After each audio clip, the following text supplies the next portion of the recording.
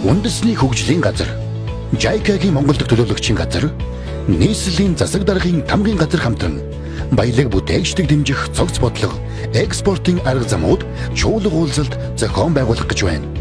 Тус чуулганаар Монгол улсын бизнесийн орчны суурь судалгааны цаашдын хамтын ажиллагааны чиглэл, баялаг бүтээгчдийг дэмжих цогц бодлого, багц хуулийн төслийн үзэл баримтлал, аж үйлдвэрийн нэгдсэн мэдээллийн систем, түүний аж холбогдол, Монгол-Японы жижиг дунд үйлдвэрлэл эрхлэгчдийн хамтын ажиллагаа, Япон улстай амжилттай хамтран ажиллаж буй жижиг дунд үйлдвэрүүдийн туршлага, эдгээр сэдвүүдийг хэлэлцэх болно.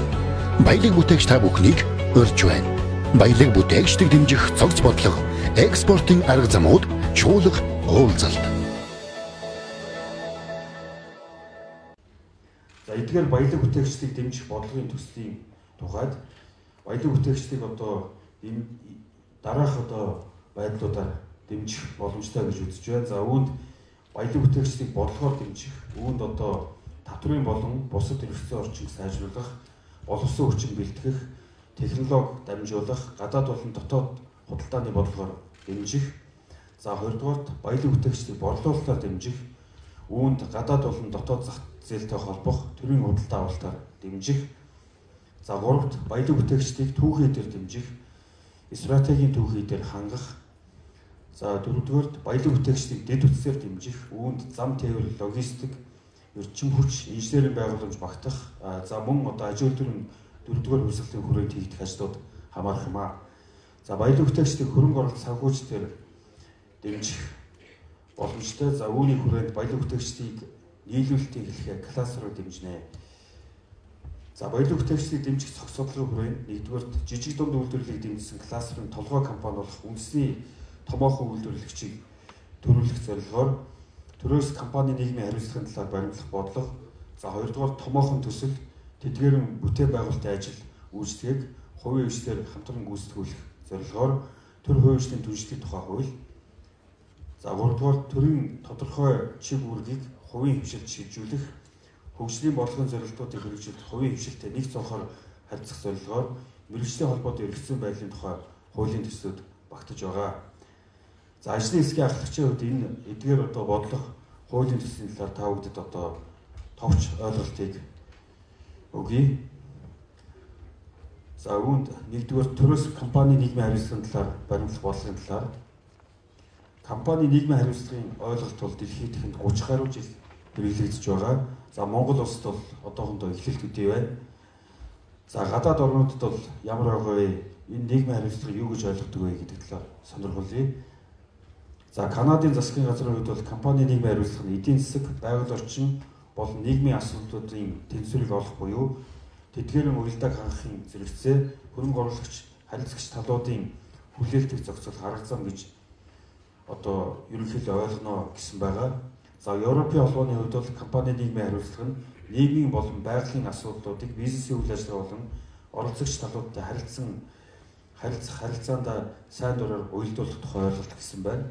За доктортой үйлчлэлийн төлөөх дэлхийн бизнесийн зөвлөлд компаниуд өөрийн ажилтнууд тэдний гэр бүл, орон нутаг болон нийгэмдээ чиглэн ажиллаж тэдний амьдралын чадварыг сайжруулж эдийн засгийн доктортой үйлчлэлд төв нэмрээ оруулах үйл ажиллагаа гэж тодорхойлсон байна.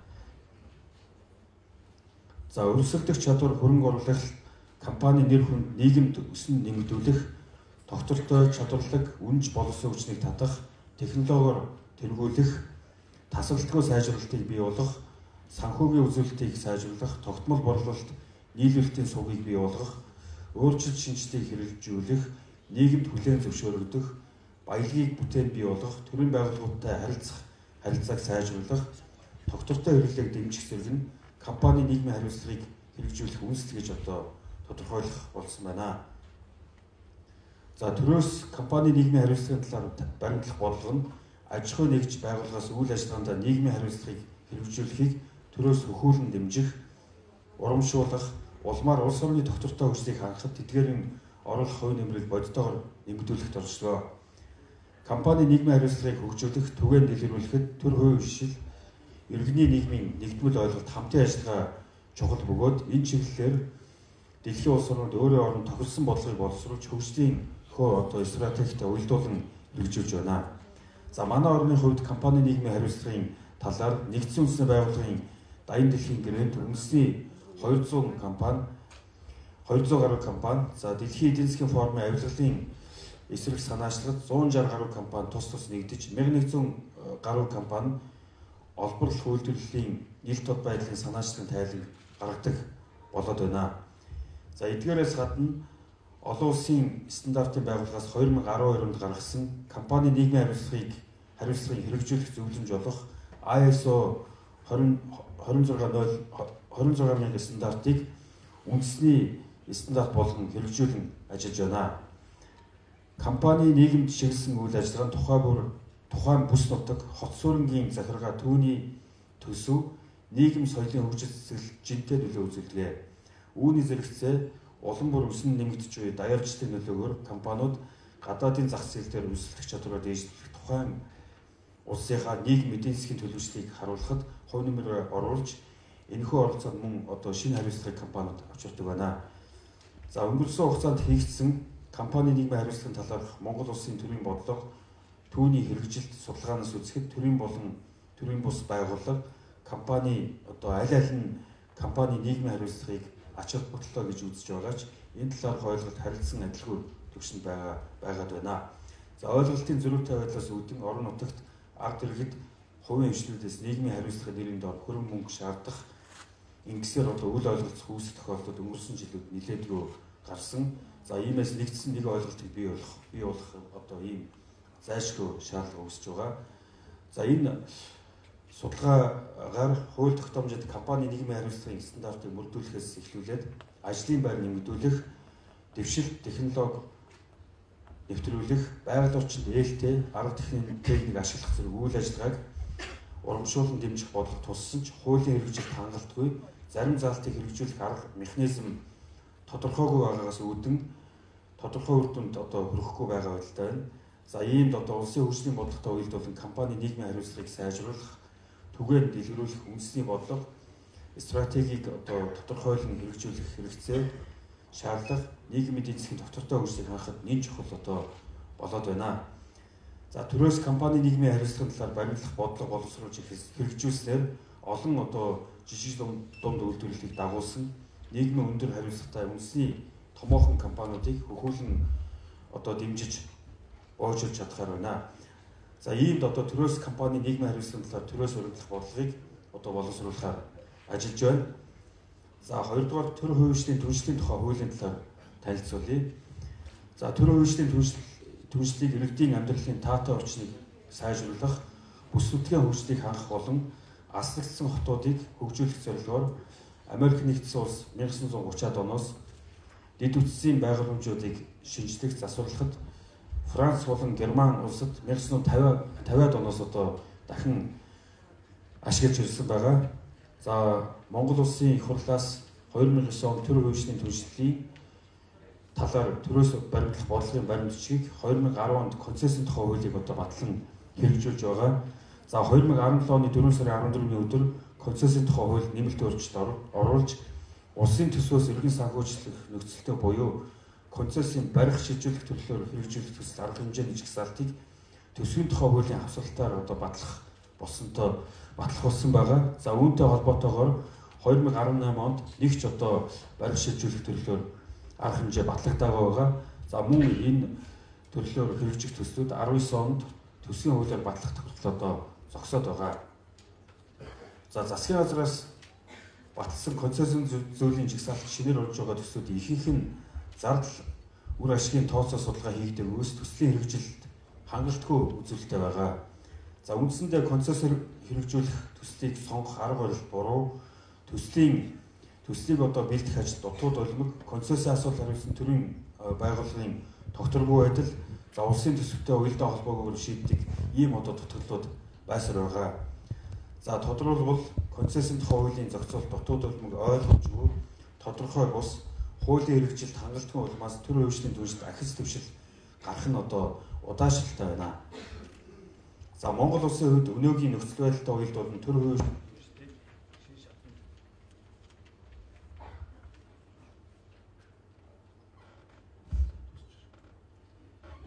манай улсын хувьд өнөөгийн нөхцөл байдлаа уялдуулан төрийн хөгжлийн түвшинтийг шин шатанд гаргаж хөрөнгө оруулалт бизнес ээлтэй орчныг бүрдүүлэх зорилгын хүрээд төрийн хөгжлийн түвшинтийг зөв оновчтой хөгжлийн бодлогыг тодорхойлж олон улсын шинэлэг зохицуултыг нэвтрүүлэх, дэд үзэс нийгмийн суурь салбар дахь хөрөнгө оруулалтыг таатай нөхцөл харилцаагаар ашигтай түвшинтийг орчинд бий болгох хууль цогц бодлого хэрэгжүүлэх ийм одоо шаардлага зүй ёсоор тулгараад байна. За өнөөдрийн төсвийн санхүүжилт аваагүй төслийг концессор хэрэгжүүлэх шийдвэр гаргах, судалгаа шинжилгээгүй, тээзүүргүй, техник эдийн засгийн үндэслэггүй ийм одоо концессийн зөвлөмж жагсаал баталдаг ийм жишгийг харж олон улсын төр хөгжлийн түвшинтийн зүйлийн төрлийг томоохон хэмжээний судалгаанд тулгуурлан хамгийн тохиромжтой ашигтай байдлаар сонгодог ийм одоо зарчмыг нэвтрүүлэх зүйтэй болоод байна. За олон тооны хууль тогтоомжинд тухайн төс арга хэмжээг төрийн хөгжлийн түвшинд тулгуурлан хэрэгжүүлэх гэж заасан боловч чухам одоо тухайн түвшинтийг хэрхэн хэрэгжүүлэх төрийн байгууллага хувийн эрхтний оролцоо чиг үүрэг тодорхойгүй, санхүүжилтийг хэрхэн шийдэх, төр хувийн эрхтний түвшинээр хэрэгжүүлэх төслийг хэрхэн сонгох, аль нь одоо тэргүүний ач холбогдлын эренб одоо цэгц дараалалтай холбоотой зохицуулалт эргэцэн орчин бол одоо хангалтгүй байна. За иймээс төрийн хөгжлийн түвшинтийн талаарх нэгдсэн бодлого, үзэл баримтыг бий болгох, төрийн хөгжлийн түвшинт болон концесстэй холбоотой нэр томьёог чигтрүүлэх, зохицуултуудын уялдаа холбоог боловсруулах, төрийн хөгжлийн түвшинтийн тухай шинэ хуулийг боловсруулах, улмаар төр болон хувийн хөгжлийн тогтвортой, үр дүнтэй, харилцаа ашигтай түвшинтэд зориулсан хууль эрхцэн таатай орчин бүрдүүлэх ийм одоо шаардлага зүй ёсоор үүсэж байна. За эдгээр шаардлага төвчлэн хуулийн төслийн үйл зорилгод тусгасан хууль зүйн үндэслэл практик шаардлага тулгуурлан төрийн хөгжлийн түвшинтийн тухай хуулийн төслийг боловсруулахаар ажиллаж байна. За энэ маань бас одоо байгаа концессийн хуулиа улам одоо сайжруулан төрийн хөгжлийн түвшинтийн тухай хууль гэсэн ийм нэртэй болгоё гэж одоо ажлын хэсгээс үзэж байгаа. За 3-р мэргэжлийн холбоотой эрхцэн байдлын тухай хуулийн талаар тайлбарлая. За мэргэжлийн холбоотой үйл ажиллагааг өнөөдрийн байдлаар төрийн бус байгууллагын тухай хуулиар зохицуулж байгаа. За төрийн бус байгууллагын статустайгаар бүртгэгдэж эрх үүргээ хэрэгжүүлж ингэж ажиллаж байгаа. За манай улсад төрийн зарим үүргийг тухайн салбарын мэргэжлийн холбоотоор гүйцэтгэх ажил сүүлийн жилүүдэд эрчимжиж одоогоор хууль зүйн дотоод хэргийн яам зарим чиг үүргээ хуульчдын холбоонд, за барилга утгуулалтын яам барилгачдын холбоо, барилгын зураг зохиогчдын холбоонд, за зам тээврийн хөгжлийн яам автозамчдын холбоонд тус одоо зарим чиг үүргээ шилжүүлэн жишг болгон ажиллаж байгаа. За энэ жишгээр бусад салбарууд ч гэсэн одоо чиг үүргээ мэргэжлийн холбоотод шилжүүлэх ажил эрчимжиж байгаа. Дэлхийн нийтийн хөгжлийн чиг хандлагатай бол нийцэж байгаа боловч хууль эрх зүйн зарим наривчсан одоо зохицуулалт шаардлагатай байгаа юм аа. За жишээ зарим салбарт маш олон тооны давхардсан мэргэжлийн холбоод үйл ажиллагаа явуулж байгаа. За иймээс зарим нь одоо ганц компани эрх ашигыг хамгаалах зорилгоор үйл ажиллагаа явуулдаг. Тухайн холбооны гишүүдийнхээ эрх ашиг сонирхлыг хамгаалах үйл ажиллагаа явуулдаг. Үйл ажиллагаа сул гэх мэт одоо ийм одоо асуудлууд тулгамдаад байгаа. За иймээс одоо мэргэжлийн холбоотой үйл ажиллагаа эрх зүй за түүний үүргийг одоо наривчлан зохицуулсан мэргэжлийн холбоотой эрх зүйн байдлын тухай хуулийн үйл зорилтыг боловсруулах ажлыг за мөн эхлүүлээд байна. За ингээд та бүхэнд товч танилцууллаа. Ингээд эрхэм баялаг бүтээгч та бүхнийг энэ хилцүүлгийн ажилд идэвхтэй оролцож та бүхний өмнө тулгарч байгаа саад бэрхшээлүүд за мөн тэдгээрийн шийдлийн талаар илэн далангуу одоо санал бодлоо солилцож өнөөдөр ингээд энэ хилцүүлгийн маань үр дүн одоо сайн болно гэдэгт итгэлтэй байна. Ингээд анхаарал тавьсан та бүхэнд баярлалаа. Хилцүүлгийн ажил эхлэх чинь. Тэгээд би хилцүүлэгт оролцох зочдоо өрийг за нийслэлийн үйлдвэрлэл инновацийн газрын төр хувийн түншлэл концессийн эцсийн дарга Батбаяр таныг урьж байна. За баялаг бүтээгчдийг дэмжих холбооны ерөнхийлөгч Даваа Баяр ерөнхийлөгчийг урьж байна. Ажил олгогч эзэдийн холбооны гүйцэтгэх захирал Ганбаатар таныг судалтаа суухыг урьж байна. Монголын бизнесийн зөвлөлийн үйл ажиллагаа хариуцсан захирал Чимэд Ням захирал байгаа тийм. За Грэг группийн ерөнхий захирал Цэнд.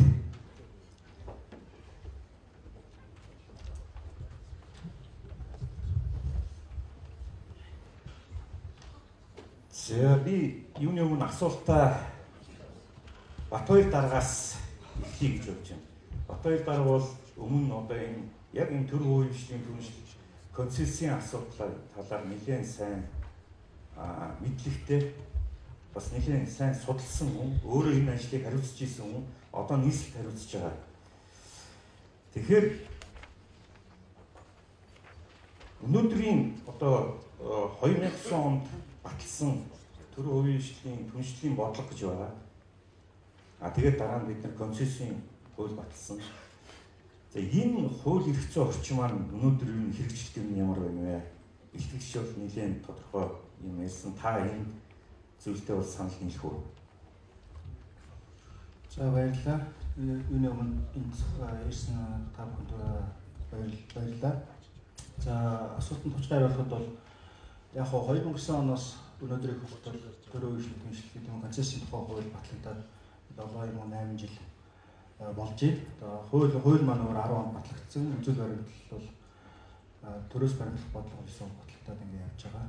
За өнөөдрийг болтол эдгээр одоо төрийн өмчийн концессиуд бол нийслэлийн концессиуд эдгээр төслүүд хэрэгжүүлсэн чинь энэ ихэвчлэн нөгөө байраа шилжүүлэх, улсын төсөв дарамтжуулах чиглэлийн төслүүд байгаа. Өнөөдрийг болтол яг олон улсын жишээ нийцсэн одоо төр хуулийн түншлэлийн төсөл бол хараахан бол байхгүй байна. Энэ нь яг юутай холбоотой гэхээр эдгээр концессийн тухай хууль бол одоо болохгүй байгаа юм бол биш. Зүгээр сайжруулах асуудлууд бол байгаа. Зөвхөн концессийн хууль байгаад тухайн салбарын төслүүд хэрэгжихгүй гэхээр бас хэрэгжиж болохгүй байгаа. Тэгэхээр үүнийгээ дагаад бас тухайн салбарын хуулиуд дээр бид нар бас нэмэлт өөрчлөлтүүд оруулах хэрэгтэй. Түрүүн баярсан дарга хэлэхдээ гарсан улсын төсвийн хөрөнгө оруулалтын хэмжээнд нь бас энэ концессийн асуудлыг бас нэлээд авч үзэх хэрэгтэй. За улсын төсвөөс дэмжлэг үзүүлэх шаардлагатай бол засгийн газраас баталгаа үзүүлэх шаардлагатай бол төсвийн тухай хууль за холбогдох бусад хуулиуд дээр дэмжлэгийг оруулж иж явахгүй бол яг өнөөдрийн энэ одоо хуулийн хүрээнд бол хэрэгжих боломжгүй болдог. За энэний үндсэн дээрээс бидний 2 жилийн өмнөөс төр хуулийн түншлэлийн тухай хуулийн төсөл санаачлаад явсан. За одоогоор бас засгийн газар дээр ажлын хэсэг байгуулагдаад энд бас миний бие ороод явж байгаа. За тэгээд энэ асуудлуудыг бас сайжруулах боломж гарах хаа гэж бодож байна. За баярлалаа. Тэгэхээр цөмөр энгийн 2 асуулт асуусан. Тэгээд нэг оролцогч бол нийлүүлээд уралцаа нэг 5-8 минут байна. Цөмөр цагаа өрөө явуул бас дараа нь заалнаас асуулт байна тий. За дараагийн асуулт даваа дарга шилжиж гэж бодож байна.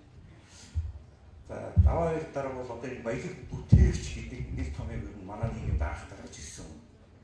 Тэгэхээр ер нь яг өнөөдөр баялаг бүтээгч гэж яг энийг хэлхий. Энэ баялаг бүтээгч биш юм тий. Тэгээд та яг энэ сүүлийн жилүүдэд танаа холбоо ямар ажил амжуулав? Ер нь яаж дэмжих хэвээр энэ талаар та За сайн байцгаана уу. Энэ зааланд хүрэлцэн баялаг бүтээгчид та бүхэндээ энэ сайхан баярын энэ цаг өдрийн мэндийг хүргэе. За энэ 1 сарын хугацаанд баялаг бүтээгчид бид бол одоо 2 дахь уулзж байна. 6 сарын 4-нд яг энэ зааланд форум хийжсэн. За тэгвэл өнөөдөр 6 сарын 25-нд төрөөс жижиг дунд үйлдвэрлэлийг дэмжих цогц бодлого тийм чуулганаар бид дахин уулзж байна. Тэгээд 1 сарын дотор 2 дахь уулзж байгаа бас таатай байна. 2 дугаарт төрөөс засгийн газраас ажлын хэсэг гарч баялаг бүтээгчдийг дэмжих цогц бодлого баг цогцын төсөлтөөр ажиллаж байгаа төр болон мэргэжлийн холбоотын төлөөлөл орсон гадаад одоодын байгууллагуудын төлөөлөл орсон ийм 17 хүнтэй ажлын хэсэг баяр сагаан дараагаар ахлуулаад ингээд ажиллаад явж байна. Нийтдээ өнөөдөр одоо 70 хоног дээр ажиллаж байна. Энэ ажлын ажлууд нэлээд эрчимтэй шуурхай явж байгаа. Хоёрдугаар бол яг одоо жижиг дундын үйлдвэрлэлийн хууль их болоо хэлцэгдэж байгаа.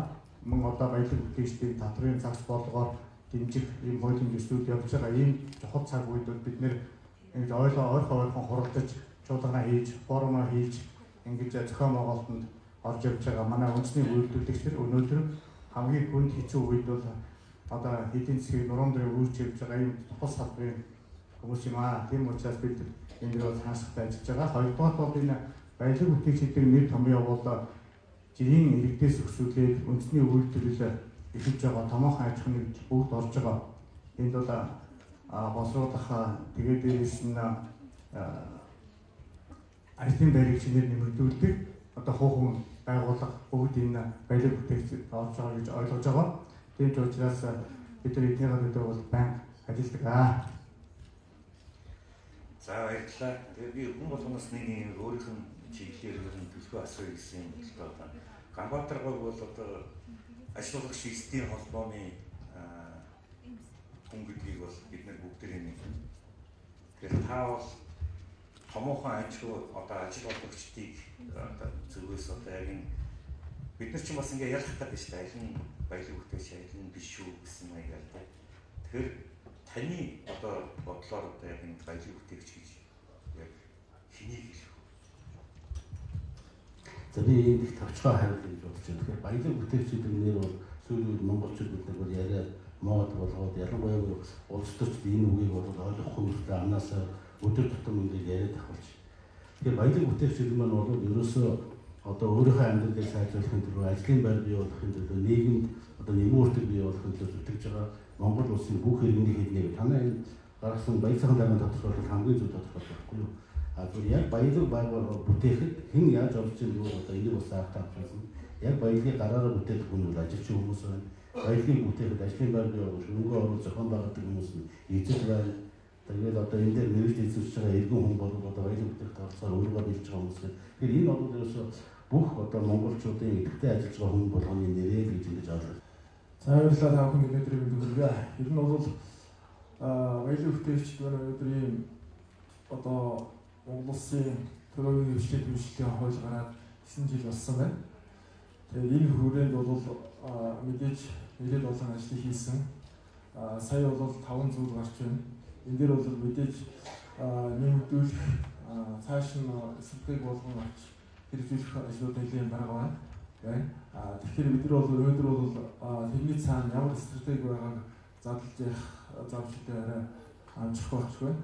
За яг одоо үзэж та бүхэндээ мас дэлгээж баялаг бүтээгчдийг дэмжих цогц бодлого экспортын арга замууд чуулга уулзалтаас шууд дамжуулан хүргэж байгаа. За энэ удаагийн чуулга уулзалтаар бол баялаг бүтээгчдийг дэмжих цогц бодлого багц хуулийн төслийг үзэл баримтлал болоод за үндэсний үйлдвэрлэгчид бараа бүтээгдэхүүний экспортод гаргах энэ арга замуудын талаар хэлцэж байгаа. За тэгвэл энэ удаагийн чуулга уулзалтыг зохион байгуулж байгаа үндэсний хөгжлийн газрын дарга Баяр сайхан даяг одоо уулзаад байна. За энэ удаагийн чуулга уулзалтын маань гол зорилго бас юу байна вэ? За засгийн газраас баялаг бүтээгчдийг дэмжих багц бодлого хуулийн төслийг боловсруулах ажлын хэсгийг байгуулан миний бие одоо ахалж ажиллаж байгаа. За энэ ажлын хүрээнд бол нэлээдгүй энэ одоо хуулийн төслүүд, бодлогын баримтчгуудыг одоо эргэж харах, зэгцлэх ийм одоо ажил явагдаж байна. За өнөөдөр бол энэ явц дундынхаа хилцүүлэг зохион байгуулж байна. Эндээс бол одоо олон санал шүүмж гарна гэдэгт итгэлтэй байгаа. За мөн одоо Монгол улс Япон улсын эдийн засгийн түншлэлийн хэлэлцээртэй. За энэ хэлэлцээр бол энэ хэлэлцээрийн үр дүнд сая өнөөдөр бас Япон улсын элчин сайд ирж нээлттэй үг хэлсэн байгаа. 2016-2017 оныхтой харьцуулахад Япон улс руу экспорт бол 125%-аар нэмэгдсэн байна гэж сая тийм одоо тоо гарсан байгаа. За үүнийг одоо цаашид бид улам сайн нэмэгдүүлэх ёстой. Японы зах зээл бол маш өндөр одоо чанар шаарддаг, өндөр одоо даваа байгаа. Үүнийг бид нар одоо давж чадвал дэлхийн зах зээл бидэнд нээлттэй. Тэр утгаараа одоо бид энэ эхнээсээ юм өндөр чанар ийм ур чадвах шаарддаг ийм одоо оронтой эдийн засгийн түншлэлийн хэлэлцээртэй байгаа учраас энэ дээр тулгуурлаад бид нар энэ Японы өнөөдөр бол Японы нэлээд хэдэн компаниудыг урьдсан байгаа. Дөнгөж саяхан 6 сарын 4-нд баялаг бүтээгчдийг дэмжих холбооны зохион байгуулсан форум уулзалтаас гарсан зөвлөмжүүдийг бол улсын их хурлын бүх гишүүд хөргүүлсэн. Дээрээс нь одоо энэ салбарын яамдуудад бас хөргүүлсэн байгаа. Ер нь бол энэ сүүлийн жилүүд бол баялаг бүтээгчдийг дэмжих гэдэг ийм урай лооц нь бол бодиттой ажил болж байгаа. Сүүлийн 3 жил тодорхойлж хэлэх юм бол баялаг бүтээгчдийг дэмжих холбоо байгуулагдсан одоо 2015 оноос хойш энэ баялаг бүтээгч гэдэг үг өөрөө брэнд болж баялаг бүтээж байгаа энэ хүмүүс өөрөө үндэсний үйлдвэрлэгч маань өөрсдөө үндэснийхээ үйлдвэрлэлийн бараа бүтээгдэхүүнийг хэрэглэе. Өөрөө үйлдвэрлэгч юм байна. Би өөрөө өрхийн үйлдвэрлэгч өөрийгөө голохгүйгээр ядаж нэг ч гэсэн ажлын байрыг бий болгоод явж байгаа хүмүүсийг төр болгоод дэмжих ёстой гэдэг энэ сан саашхан дээр бол улс төрчид болон нийгмийн давхарга тэр чигтээ нэгдэж байгаа. Тийм учраас сүүлийн 3 жил бол энэ баялаг бүтээгчдийг дэмжих ийм ажлууд нэлээд эрчимтэйгээр урсаар хагаад өнөөдөр баялаг бүтээгчдийг дэмжих цогц бодлого энэ ажлын хэсэг засгийн газраас байгуулагдаад өнөөдөр анх дахь чуулганаар хийж байгаа нь бас энэ ажлын үр дүн гэж харж болно. Ягаад гэвэл энэ ажлын үр дүнг одоо бодит ажил болохын тулд энэ цаашлаад зүгээр л хоосон амлдаг популизм хийдэг байсан энэ одоо нэг тийм тунгалын чанартай байсан юмнууд нь өнөөдөр бодит ажил болж байгаа л одоо хамгийн гол нь байгаа. Баялаг бүтээгчдийг дэмжих энэ цогц бодлого одоо ажлын хэсэгт нь та бас оролцож байгаа шүү дээ тий. Баялаг бүтээгчдийн маань төлөөлөл яг энэ хуулийн төсөлд ямар байр суурьтай байгаа вэ? Тэгээ өнөөдөр баялаг бүтээгч дэмжих цогц бодлогын бол хуулийн хэсгийн төслийн ажлын хэсгийн дэд дараагаар нь ажиллаж байгаа. За энэ нэг бодлого 2 хууль явж байгаа шүү дээ. Тэгээ энэ дөр бол манай холбоо бол нэлээд эрчимтэй ажиллаж байгаа. Ягаад гэвэл одоо энэ маш олон төрийн бос байгууллагууд Монгол улсад үйл ажиллагаа явуулж байна. Тодорхойлж хэлэх юм бол 11,000 орчим байна. Тэгээ энэ олон мэргэжлийн холбоодууд одоо нэг салбар дээр гэх юм бол маш олон мэргэжлийн холбоо. Яг аль мэргэжлийн аль нь одоо аль төрийн бос байгууллага нь тухайн салбарыг төлөөлөд байгаа нь гэдгийг баг мэдэхгүй тийм ээ. Энэ олон байгууллагууд. Тийм учраас өнөөдөр энэ олон байгууллагуудыг зэгцэлж мэргэжлийн болох хэрэгтэй байна. Одоо хүнсэндэл хүнсээр нь оёдон оёдлоороо, барилга нь барилгаараа, төмөр зам нь төмөр замаараа, одоо авцам нь авцамаар гэдэг юм уу тийм. Одоо сургалтын сургалтаараа тийм. Энэ талаараа мэрэгших хэрэгтэй юм байнамаа. Тэгэд мэрэгшсэн байж энэ мэрэгжлийн холбоо нь өөрсдөө одоо төр засаг зөвлөдөг. Одоо бизнесийн байгууллагуудад өөрсдөө зөвлөдөг. Тэдний талд гарч байгаа шийдвэрүүд нь өөрсдөө яг одоо бодлогоор одоо өөрсдөө тэр салбараа мэддэг хүмүүсийн шийдвэрт нь гаргахад оролцдог тийм байхгүй бол өнөөдөр одоо төрийн бос байгууллагууд л одоо төлөөлөлд заавал оролцуулна гэдэг дүрм журам байдаг боловч тэр нь биднийг төлөөлдөг байгууллага мөн үү биш үү гэдэг нь тодорхой биш байгаа. Ийм асуудал бол маш олон салбар яамд олон тендер шалгаруулалт мөн одоо янз бүрийн төсөлд сонгон шалгаруулах ийм ажлын хэсэг дээр бол байнга энэ асуудал хэдэм дагуулж идэг. Тийм учраас энийг мэргэжлийн болох шаардлага бол тулгарсан байна. Мэргэжлийн болгоч гэдгийг сүүлийн бараг 10 жил ярьж байгаа. Тэгээ энэ ажил маань өнөөдөр ажил болоход одоо ойрч байна л гэсэн үг. Даваа 2 дараа одоо шилжүүл ингэж байна шүү дээ. Одоо манай ноосны холбоо, арь ширхний холбооны хэмтэр байж байна. Тэгэхээр яг энэ холбоод маань үнэхээр энэ салбарынхаа тухайн зах зээлийг энэ мэргэжлийн холбоод нөгөөд тэр мэргэжлийн холбоо нь өөрөө зах зээлээ хамгаалдаг, өөрөө тэнд оролцогчдоо тодорхойлдог, тэнд тавьдаг стандартыг тавьдаг. Өшөө дээр нь техник, технологи, хүний нөөц бүх бодлогоо ингээ өөрсдөө ингээд бариад явдаг ийм болъё л гэж байна.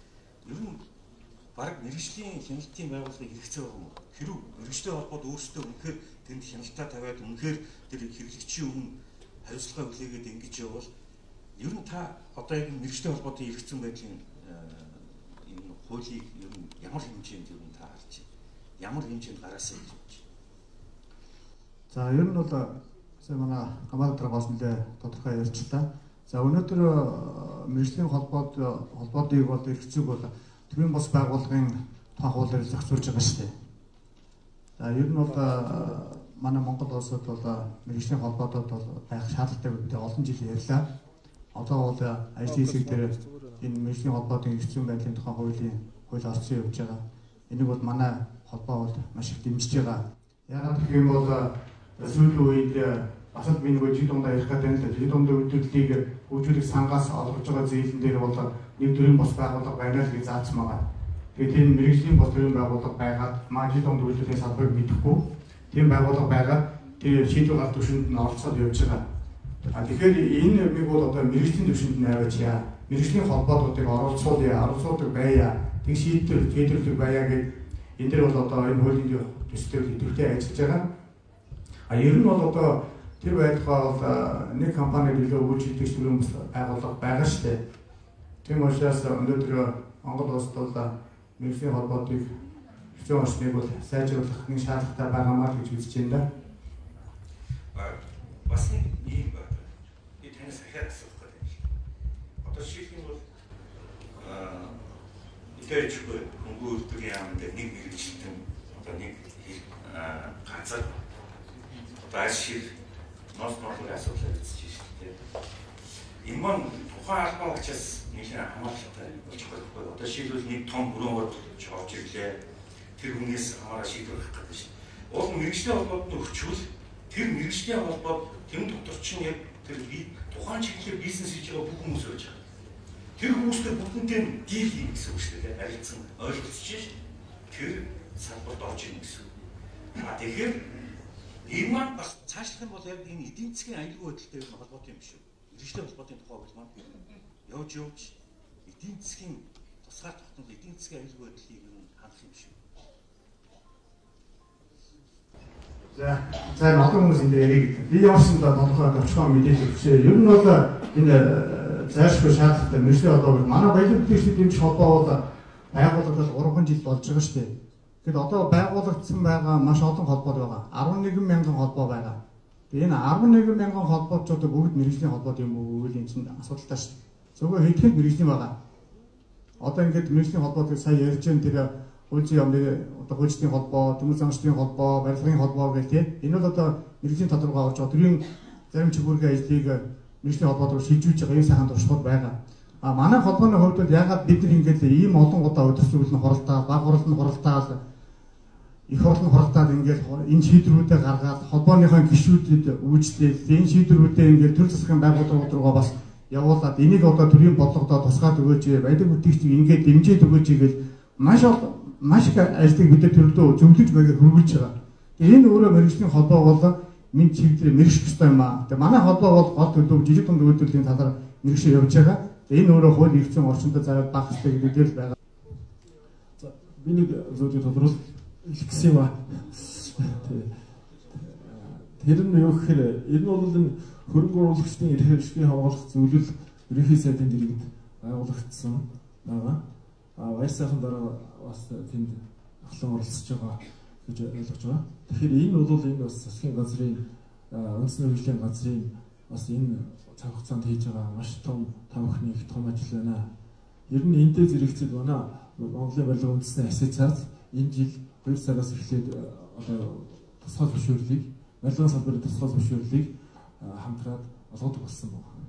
Тэгэхээр барилгачдын холбоо, зураг төсөл зохиогчдын холбоо гэдэг нэгэн олон байгууллагууд хамтраад энэ барилгын салбарынхаа тусгай зөвшөөрлийг лицензийг олгодог болсон байна. Тэгэхээр энэ дээр ямар асуудал ямар одоо хэцүү байна гэхээр нэгдүгээр энэ бол энэ өнөөдрийн баялаг үйлдвэрлэгчид маань маргаашийн том фабрик аж үйлдвэрийн том эзэд болох хэвээр. Энэний хамгийн том хөгжүүлэг нь бол өнөөдөр зөв хэвээр хуулийн зохицуулалт байх хэвээр. Манай Монголын бизнесийн зөвлөлийн удаа болдог тэргүүний ихтгэл үнэмшил маань болохоор бизнес болон хувийн ажлыг боломжийг нь доктортой байлгахад үүсгэх гэдэг үндсэн санаа явуулдаг. Түүнийх нь араас нь юу болж байгаа гэхээр бизнесүүд маань амжилттай байна. Тэр хэрээрээ хүмүүсүүдийг ажил болгоно. Тэр хэрээрээ ингээд төрийн төсөвт хоригдлох бааз суурь нэмэгдэнэ. Тэгээд төсөв маань нэмэгдэхлээр эргүүл төрийн үйлчилгээ маань иргэд болон бизнес босоод оролцогч талуудаа илүү хүрээлттэй, илүү үр дүнтэй болно гэдэг л юм ганцхан суурь зарчмаар баримтлаад явж байгаа.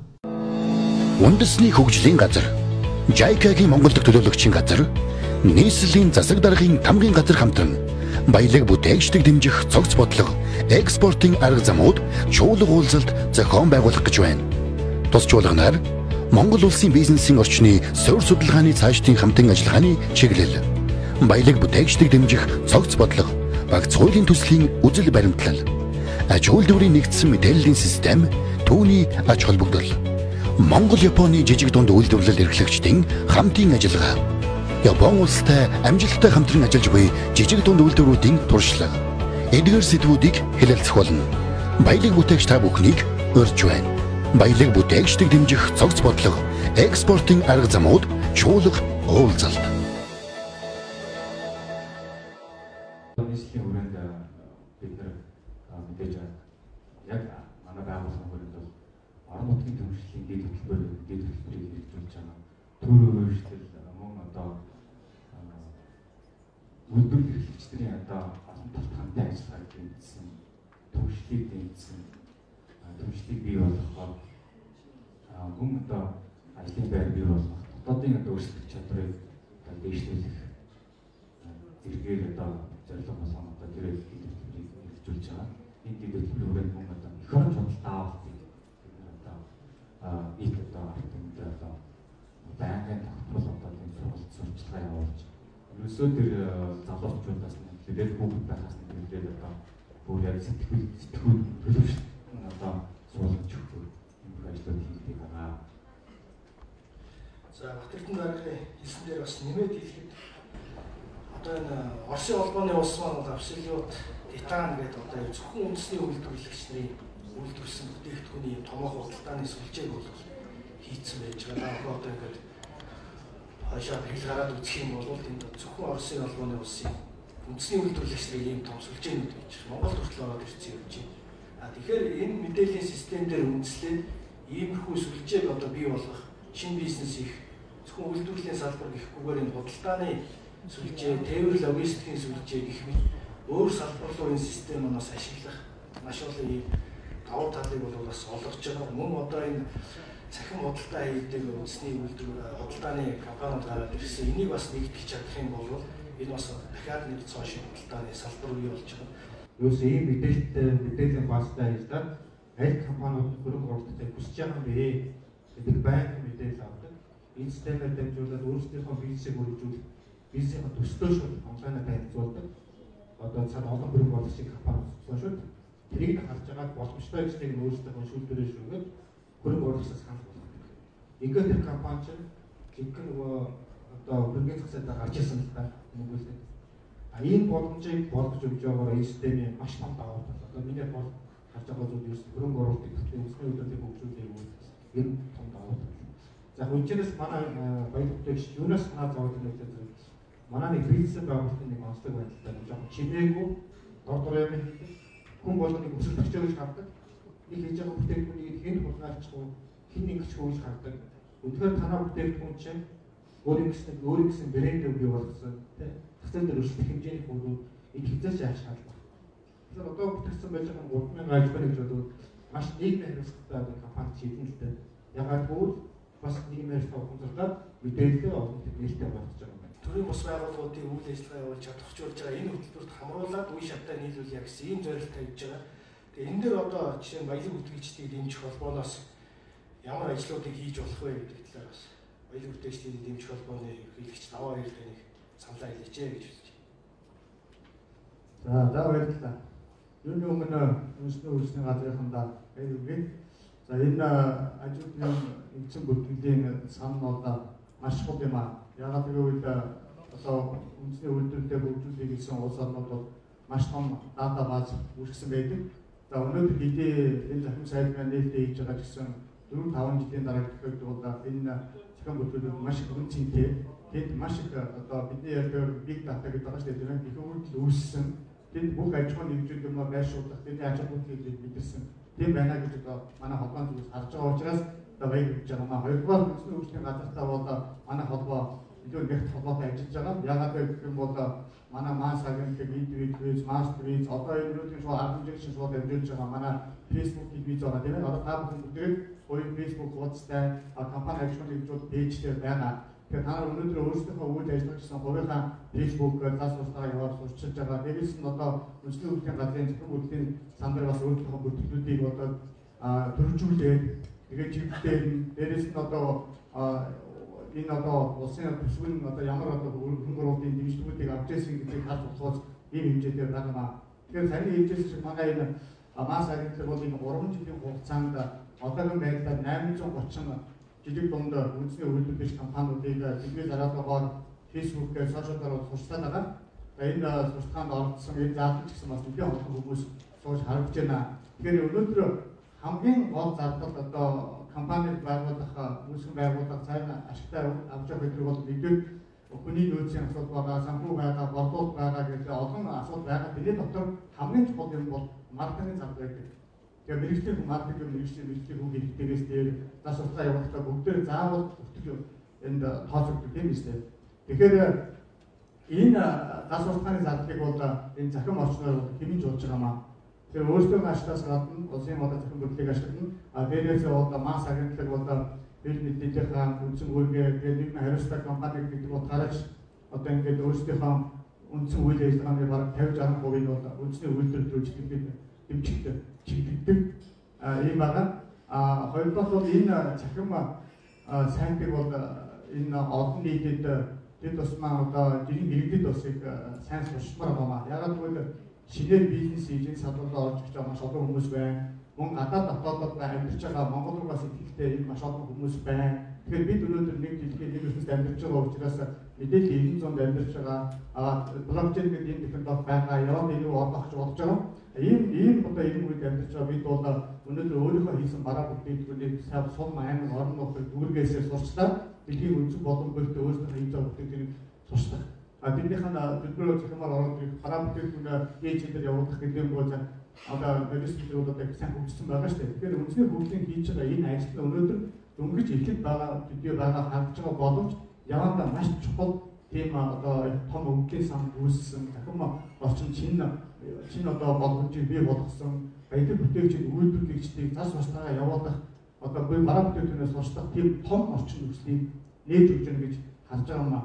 Хоёрдугаар эрэг сурталчилгаанд бол эрэг явуулах хэрэгтэй. Facebook дээр бол одоо мэдээж бүгдээ хувийн Facebook хаягтай байгаа хүн хийсэн шүү дээ. Тэгээд зааш тагаад тэгээд явуулах хэрэгтэй. Тэгээд ер нь бол өндөр хөгжилтэй улс орн бүгд л одоо үндэсний үйлдвэрлэлийн том дата сан баазыг бүрдүүлсэн байдаг шиг манай үндэсний хөгжлийн газар бас ингэж бүрдүүлж ажиллаж байгаа бол баялаг бүтээгдэхүүн холбооны зүгээс дахин тодорхой хэлбэж энэ ажлыг цаашдаа Монгол улсад 117 мянган аж ахуй нэгж байдаг.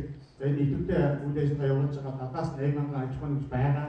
Тэгээд зөвхөн үндэсний үйлдвэрлэгчдийнхаа одоо бүртгэж зогсохгүй цаашаа үйлчлэгээний салбарт байгаа бас ороод энэ 70-80 аж ахуй нэгжийг бас бүртгэжүүлээд ойлгоод одоо энэ хөдөө аж ахуй гадаад байдлын аялал жуулчлалын салбаруудыг хөгжүүлэхэд бүхэл төрлийн одоо юмыг одоо нэг сайт бүртгэж ороод харж тийм боломжийг бүрдүүлэх тийм одоо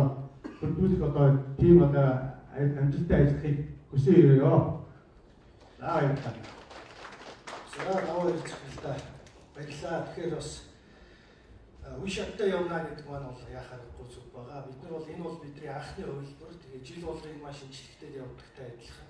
Бид нар бол үе шаттай одоо энэ хэрэгцээ шаардлагад үндэслээд баялаг бүтээгчнэр маань одоо ямар асуудал байна энэ болгоныг судлаад энэ системийг хөгжүүлээд явах ийм боломжтой байгаа. Тэгээ энэ дээр бол Азийн хөгжлийн банкны 2 жилийн хугацаатай техник тусалцааны төсөл хэрэгжиж эхэлж байгаа. Тэгээ энэ дээр маань бол 30-аас 40 удаа IT-ийн програм бичдэг залуучууд бол цаашаа ажиллах юм байна. Хөдөө аж ахуй хөнгөн үйлдвэрийг хөгжүүлэх үсийг 5 аймгийн тодорхой сундуудыг оруулаад баталж одоо орон зай хувьд нь бол илүү тодорхой болох гэсэн. Хөгжил байршлаар нь бол ялгаатай энэ хөрөнгө оруулалтын матрицыг бол бас хийж танилцуулсан. Тэгээд хөдөө аж ахуйнаас эхний ээлжний газар тариалан хөгжүүлэх үсийг бас энэтэй уялдуулаад зарлаад ингээд явж байгаа. Тэгэхээр энэ дээр одоо энэ систем болон энэ одоо хэрэгжүүлж байгаа бодлого та бүгдийн хувьд одоо ямар байдалтай байна вэ? Энэ дээр бас та бүхэн саналаа хэлээч. Бидний хувьд бол энэ систем дээр одоо засаглал нь ил тод болсон энэ компаниудаа ер нь сонгоод кластерын жижиг дундын зээлийг олгодог болвол яасан бэ гэсэн ийм саналтай байгаа.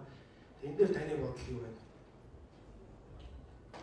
За баярлалаа. Энд хүрэлцэн ирсэн бүх хүмүүст энэ өдрийн мэнд хүргэе. За мэдээж сая бур системийн талаар ярьж байгаа шиг байна. За бур системийн гол зорилго маань ерөөсөө төр өөртөө байгаа мэдээллийг төрийн байгууллагуудад одоо харилцан уялдаа холбооноос болоод жишээлбэл улсын бүртгэлээс мэдээлэл авахын тулд одоо иргэнийг аж ахуйн нэгжийг заавал ийм тодорхой ийм албан бичиг ав гэж явуулдаггүйгээр шууд өөрөө тэр програмаасаа татаад тэр шаардлагатай мэдээлэл үүсчдэг байх ийм зохицуултыг хийх. Өөрөөр хэлбэл төрийн одоо зарим шаардлагагүй үйлчлэгийг бол халах зорилготой энэ систем байгаа. За энэ системтэй өнөөдрийн энэ танилцуулж байгаа платформ маань холбогдож байна. Энэ бол одоо маш ач холбогдолтой болох байх ирээдүйн. За өнөөдрийн хэмжээнд бол бас сая харахад бол ганц нэг бас санаа хэлмээр юм харагдаж байна. Жишээлбэл бид нар одоо Ганбаатар гишүүний санаачсан жижиг дунд үйлдвэрийн тухай хууль одоо улсын хурал дээр хэлцэгдээ явагдаж байна. За энэ дээр бол одоо дотоодын үйлдвэрлэгчид буюу баялаг бүтээгчид маань үйлдвэрлэсэн стандартын шаардлага хангасан тийм бүтээгдэхүүнийг үйлдвэрлэсэн тохиолдолд төр шууд худалдаа авалт хийх байх ийм зохицуултыг оруулж байгаа. Тэгэхээр нөгөө үйлдвэрлэж байгаа бүтээгдэхүүн маань стандартын шаардлага хангасан байна. Тэгэхээр энэ платформ дээр байгаа тэр одоо компаниудын бүтээгдэхүүний танилцуулга маань одоо тодорхой түвшинд стандартын шаардлага хангасан гэдгийг нь одоо хаанаас үйлдэлгийн баялаг бүтээгчдийн холбоо стандарт хэмжил зүүн газраас ингээд нийлээд нэг зөвлөлтөй байгаа тэндээсээ бүрдүүлэх юм ингээд ямар ч гэсэн энэ бүтээгдэхүүн нь үнэхээр одоо энэ нь бол Монгол улсын стандартад нийцсэн, энэ олон улсын стандартад нийцсэн гэдгийг бас тодорхой түвшинд гаргаж өгөх хэрэгтэй байна гэж бодож байна. Ойлгоо компани энэ мэдээллийн сангуул өөрөөрөө хэрэгжиж байгаа. Тэгээ энэ дээр бүртгэгдсэн аж ахуйн нэгжээгээр нэгжүүдээс бол тендерт оролцогчдийнхаа мэдээллийн сангуул баяжуулж явж байгаа. Тийм болохоор та бүхэн мэдээллийн сан дээр аль болох мэдээлэлээ тодорхой байдлаар оруулж байгаарай. Мөн одоо мэдээллийн чанарт бас нэлээд сайн анхаараарай. Өөрсдийнхөө мэдээллийг бас зөв байршуулаарай гэж хүсье. Тэгээд баялаг бүтээгчдэртээ бас хэлэх нэг юм байна. Би одоо бас хувьяасаа ингээд хэлэх хүсэж байгаа. Энэ нь болохоор зэрэг энэ олон одоо аж ахуйн нэгжүүд маань хоорондоо бас кластер үүсгэж, өртгийн сүлжээ үүсгэж хамтарч ажиллах нь бас нэг чухал шүү. Тэгэхгүй бол энэ одоо Монголын зах зээл бол их хөрөнгөмж бага зах зээл байгаа. Энэ дээр бүгдээрээ гараад өрсөлдөөл ирээд бас амжилтанд хүрэх нь бас нэгэн одоо хэцүү байгаа. Тэгээд олон улсын зах зээл дээр бол нэгдсэн одоо логистик юм уу маркетингийн хэлбэрээр бас брендлэгч Монгол үйлдвэрлэв гэдэг брендийн дороос ингээд олон улсын зах зээл дээр гарах нь бас хэрэгтэй байхаа гэж бодож байна. Мөн оюутлын компани зүгээс энэ орон нутагт ялангуяа өмнөгүй аймагт байгаа нэлээд хамтарч ажилладаг байж байгаа. Үүний хүрээнд түрүүн бас яхахгүй уул уурхайн бус бүтээгдэхүүн үйлчлэгийн тухай бас ярьсан байж байгаа. Энэ дээр малын гаралтай түүхийдийн тухай бас яригдсан. Тэгэхээр энэ дээр мал нь өөрөө эрүүл мал нь өөр ашигтай байж энэ одоо бүтээгдэхүүн маань өөрөө чанартай болно гэдэг үндслээр бол яхахгүй одоо хам богд суманда Монголд хамгийн анхны жишг малын эрүүл мэндийн сум дундын малын эрүүл мэндийн нэгдсэн төвийг бариад одоо ингээ хууль нь хэрэгжээд ирэхээр ингээд үйл ажиллагаа эхлэж байна. Тэгээд энэ маань бас цаашдаа мөн одоо Монгол энэ өргөн сайхан нутаг орны маань өнцөг болонд ийм сайхан одоо малын мэндийн нэгдсэн төртэй болж ялангуяа судалгаа шинжилгээнд дээр үндэслэгдсэн үүдэр урсгаг сайжруулах малын ийм чанартай үйлдэл бий болоосоо гэж бас ерөөё ингээд та бүхэндээ амжилт хүсье ерөөё. За манай хэвлэл мэдээллийн байгууллагууд, сорин сэтгүүд, радио захим сайтууд бүгд л өөр өөрсдийн гэсэн боломжтой үндэсний үйлдвэрлэгчтэй дэмжиж сайхан нийтлэл материал нэвтрүүлгүүд банк хийж чадчихдаг. Тэгээ энэ манай жинхэнэ үйлдвэрлэл үйлчлэгийн үндэсний форумоос нэг юм зөвлөмж гарсан байгаа. Тэр үнийг чинь манай форумын зөвлөмжийг үзсэн болоо та. Энэ зөвлөмжийн 5-7 дээр үндэсний үйлдвэрлэлийг дэмждэг хэвлэл мэдээллийг төрөөс дэмжихдээ 5-7 дээр энэ зөвлөмж оруулсан байна. Тэгээ энэ олон хэвлэл мэдээллийн энэ одоо маш материал байдаг. Сая манай эдгээр дараа хэмжээнд бол энэ мас агентлагийн 830 нэвтрүүлгийг одоо линкээр холбож оруулъя гэдэг. Энэ болдгоо яг хамгийн гол нь ганцхан манайхаас гадна энэ Монгол улс үйл ажиллагаа явуулж байгаа бүхий л хэвлэл мэдээллийн бүхий л материалуудыг тэгж авч оруулж байх юм бол тухайн хийж байгаа байгууллагад ч гэсэн бас өөрсдийнхөө хийсэн бүтээлийг өөр одоо үндэсний үйлчлэгийн газрын захим сайдаар одоо давхар сурчлуулдаг тухайн компанид хэрэгтэй, тухайн байгууллагад хэрэгтэй тийм ээ. Тэгэхээр аль болох олон хэвлэл мэдээллийн байгууллагуудыг энэ үндэсний үйлдвэрлэл баялаг бүтээгчдийг дэмжих талруугаа захин оролцуулж байгаа. Тэгжээс бид тэргээрээ дамжуулж маш их таатаа баазыг бодиттой таатаа баазыг хөлдүүлнэ. Өнөөдөр юм хийж бүтээгээд байгаа энэ 60-70 мянган аж ахуйн нэгжийг бид өнөөдөр бодиттой сурчил гаргаж ирэх нь чухал байгаамаа. Ганцхан манай мас агентлаг энэ ханаж хөрөхгүй байна. 3 жил явж итгэвчдэр хүлээн гадаагүй ажиллаж араас нь нэг өрхөн үйлдвэрлэгчнэртэй хөөцөлдөж ийм 6-7 нэвтрүүлэг хийж байгаа шүү дээ. Ихэнх өрхөн үйлдвэрлэгчнэр. Манайх хамгийн анх 2015 онд гараад явхад бол ихийг нь нэвтрүүлд ордоггүй зугатаадаг байсан шүү дээ. Их чинь яг анхны яг нэг дээд ойдгийн боттой идүүхэнд ингээм амьдрал аваад залгуудаа явуулчих ингээд гэсэн телевизийн нэвтрүүлэгт орсныхаа дараа өөртөө гойж ордог болсон. Дахиж юмаа явуулъя гэдэг болсон. Үйлдвэрлэлтийн зэрэгсэн тухайн сумандаа одоо од болсон. Аймагтаа од болж, Улаанбаатар хотод таньдаг болж, тэр хүний таньдаг найз нөхөдөө одоо хамаалт салангууд Улаанбаатар бол өөр аймагуудаас устж баяр хүргэж ямар сайхан баяр бүтээт юм бэ гэдэг. Тэгээ ингээд монголчууд бид нар бие биенийгээ таньж мэдэх маш чухал учраас энэ бодиттой дата баазыг бүрдүүлэх чухал юм аа. Тийм учраас энэ дээр ганцхан маас агентлаг биш бүхэл хэвлэл мэдээллийг энд дайшлан ажиллуулах нь чухал аа. Тийм учраас тэр саний тэр хэвлэл мэдээллийн талын санал хийсэн хүнд маш баярлалаа. Энийг бол формын зөвлөлөнд тусалсан байгаамаа. Ер нь бол хэвлэл мэдээлэл дөрвөн засаг гэдэг бол энэ үндэсний үйлдвэрлэлээс сэргийж болж ирэхэд маш чухал шүү дээ. Жирийн одоо Монголын ард түмэн хүртэл үндэсний үйлдвэрлэлийн хаваараа бүтээлийг болдож авчдаг, сурчлах ёстой. Өнөөдөр бид ч гэсэн үнэтэй байнг ингээд бараагаа олноор хийж зарж хямдах болно шүү дээ. Тэгэхээр бид олноор хийж бод дарыг гэхэд яаж хямдах импортын бараа өрсөлдөх юм уу? Их мэтлэг бид олон байгаад. За энэ судлаач надад асуусан судлаач бол манай баялаг бүтээгч дэмжих холбоо энэ хаврын ажлын төлөвлөгөөнд оруулсан байгаа. Салбар бүрийн эрдэмтэн докторуудыг цуглуулж энэ салбарын хөгжлийн талаар ярилцъя. Энэ талын мэрэгжлийн судлаач эдэмтдийн гэрийг зөвлөмжийг гаргая. Ер нь одоо манай баялаг бүтээгч дэмжих холбоо байгуулсан цагаас хойш маш олон уулз зөвлөгөөний хөдөө орон нутаг Улаанбаатар хотод хийж байгаа. Тэр байтугай телевизийн хилцүүрийн нэвтрүүлгийг ярилцахын зочдуудыг байнга явуулж байгаа. Одоо бид эрдэмтэн судлаачдыг бас энэ татан оролцох шаардлагатай байна. Өөр маш олон хэвлэл мэдээллийг татан оролцох шаардлагатай байгаа. Тийм учраас бид өөрсдөө бие биенийгээ дэмжиж аль болох холуулаа үндэсний үйлдвэрлэлийг хөгжүүлэхийн төлөө зүтгэцгээе. Баялаг бүтээгч Монгол улсаас амьдарцгаая.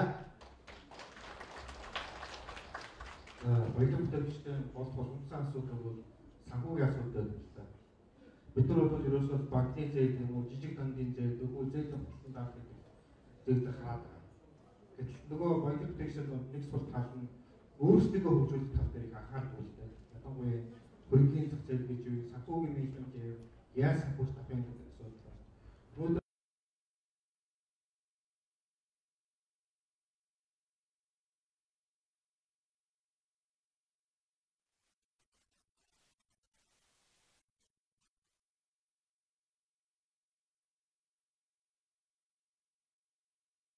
Компани засгийг экспорт суралцж байдаг.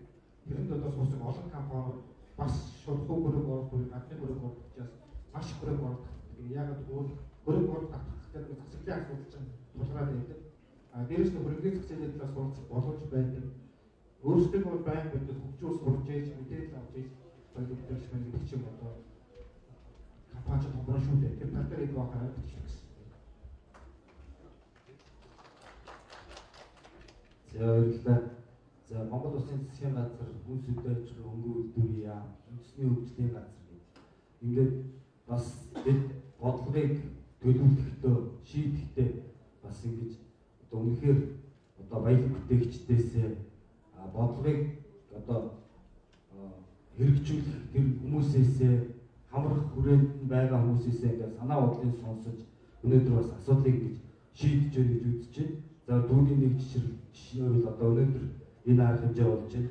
Мэдээж ийм платформ хийж байгаа ийм үр дүнтэй та бүхэн маань ингэж ашиглавал үр ашиг ингэж гарна гэж хэлж байгааг бид илэрлээ гэж бодож байна. Тэгээд монголчууд маань хэлдэг за бүгдээрээ хэлцүүл буруугүй бүлээн улсаар угаавал хэрэггүй гэж. Тэгэхээр энэ үнэхээр одоо жижиг дунд үйлдвэрлэгчид маань ирээд санаа бодлоо тусгаад энэ платформ дээр бишээ яаж сайжруулах вэ гэдэг санаа оноогоо хэлээд ингээд байж байгаа талархаж байна. Ингээд цаашдынх нь одоо ажил амьдрал бизнесийн ажил үйлс сайн сайхан бүхнийг хүсье өрөөё.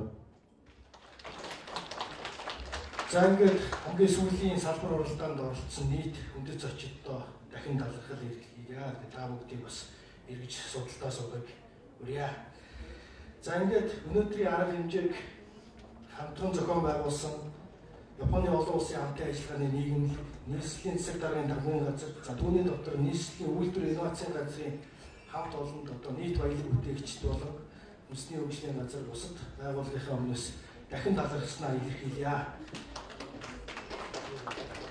За одоо ингээд ёслолын арга хэмжээ байгаа энэ маань одоо 5 сарын 21-22-нд болсон эдийн засгийн форум дээр үндэсний хөгжлийн газрын аж үйлдвэрийн нэгдсэн мэдээллийн системийг ашиглаж худалдан авалт хийх санамж бичгийг оюутлог компани үндэсний хөгжлийн газар байгуулсан байгаа. Тэгээ энэ хүрээнд одоо эхний худалдан авалтын гэрээн дээр гарын үсэг зурхад бэлэн болсон байна. За мөн одоо үндэсний хөгжлийн газар барилгын ассоциац цаашид одоо хамтран ажиллах ийм санамж бичгийг зурхаар бэлдсэн байгаа. Яг тэгэхээр одоо улсын хөрөнгө оруулалтын хөтөлбөр засгийн газараар батлагдсан бүх хөгжлийн бодлого явж газар дээр буугаад барилга болдог. Тэгээд барилга болохын тулд бас нэгдсэн зохион байгуулалтаагаар энэ хот төлөвлөлтийн асуудлыг, барилгачдын асуудлыг бүх салбарт уялдаатай харж үзэх нь зүйтэй маа гэдэг байр суурин дээр бол хоёр байгууллага нэгдсэн байгаамаа.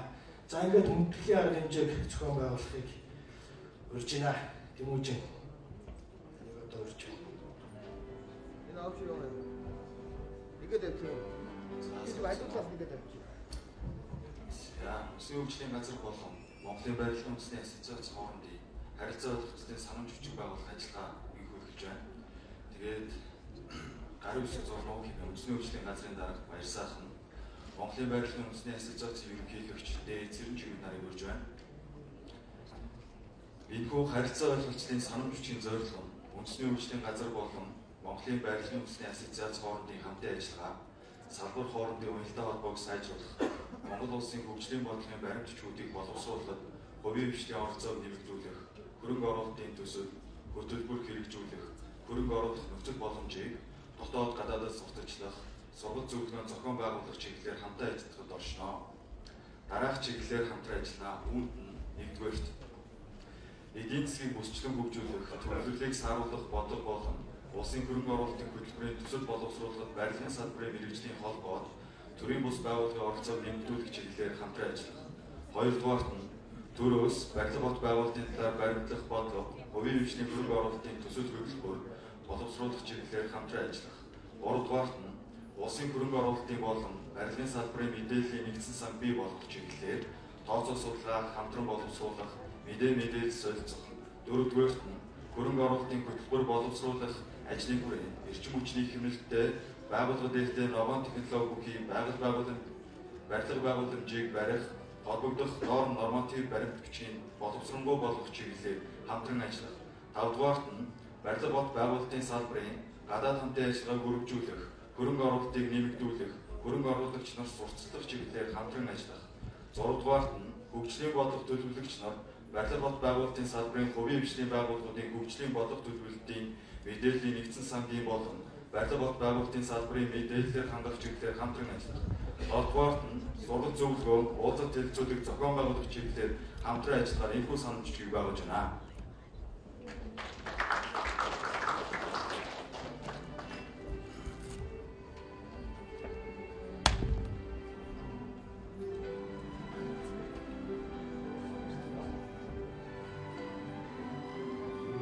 Дараагийн арга хэмжээ байна. Оюутлогын хязгаарлалтанд хариуцлагатай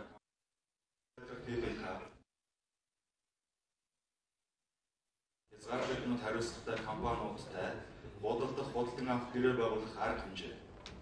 Оюутлогын хязгаарлалтанд хариуцлагатай компани аюулгүй найдвартай өрсөлдөх чадвар бүхий дотоодын хаман нийлүүлэлтийн сүлжээг өргөжүүлэх, дотоодод нэрвэн өртөг шингэсэн бүтээгдэхүүн үйлдвэрлэх, нийлүүлэх зорилго бүхий Монгол үйлдвэрлэв нэртэй стратеги хэрэгжүүлж ханган нийлүүлэлтийн сүлжээний дараагийн хөгжлийн шатандаа ороод байна.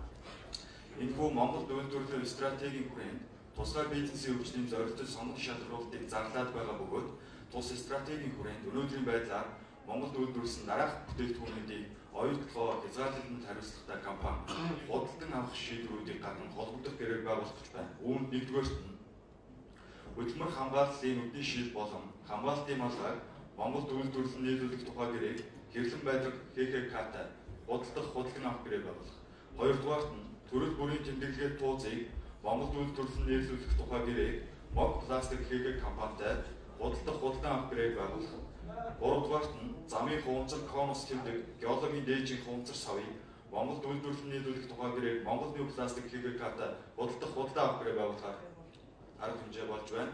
За ингээд гэрээ байгуулах хэмээн оюутлогоо хязгаарлалтанд хариуцлагатай компани стратеги ач холбогдолтой гэрээний шинжээч Б. Батсайхан хэрлэн байдлага хязгаарлалтанд хариуцлагатай үзэл компани захирал Б. Болон нарыг өгч байна.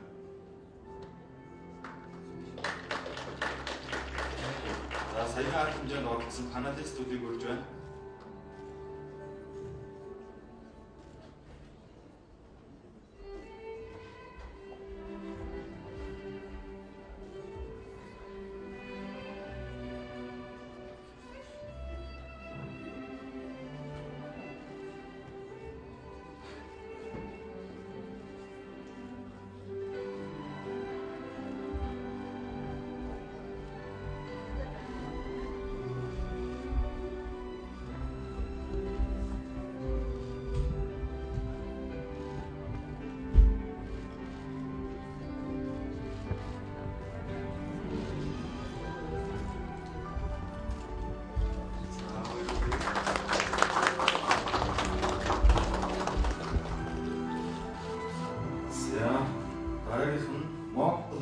Heavy company захирал Б гайхалтай гэж байна.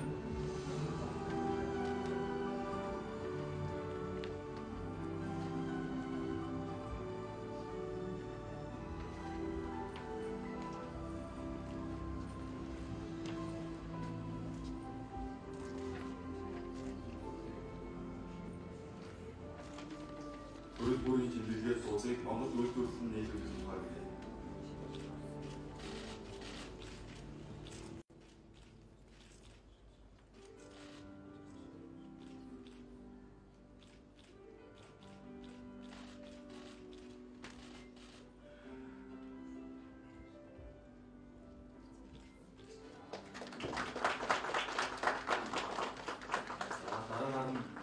Замын хонцор конус тэмдэг геологийн дээжийн хонцор савыг Монгол үйлдвэрлэлийн нийлүүлэх тухай ирээд Монгол Геопластик хийгээ компани захирал О Батнаар таныг урьж байна.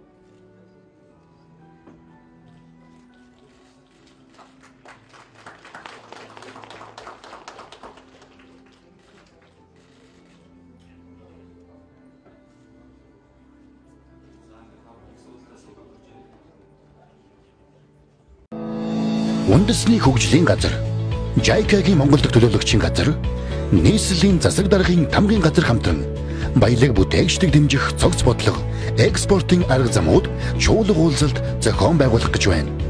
Тус чуулганаар Монгол улсын бизнесийн орчны суурь судалгааны цаашдын хамтын ажиллагааны чиглэл, баялаг бүтээгчдийг дэмжих цогц бодлого, багц хуулийн төслийн үзэл баримтлал, аж үйлдвэрийн нэгдсэн мэдээллийн систем, түүний аж холбогдол, Монгол-Японы жижиг дунд үйлдвэрлэл эрхлэгчдийн хамтын ажиллагаа, Япон улстай амжилттай хамтран ажиллаж буй жижиг дунд үйлдвэрүүдийн туршлага, эдгээр сэдвүүдийг хэлэлцэх болно.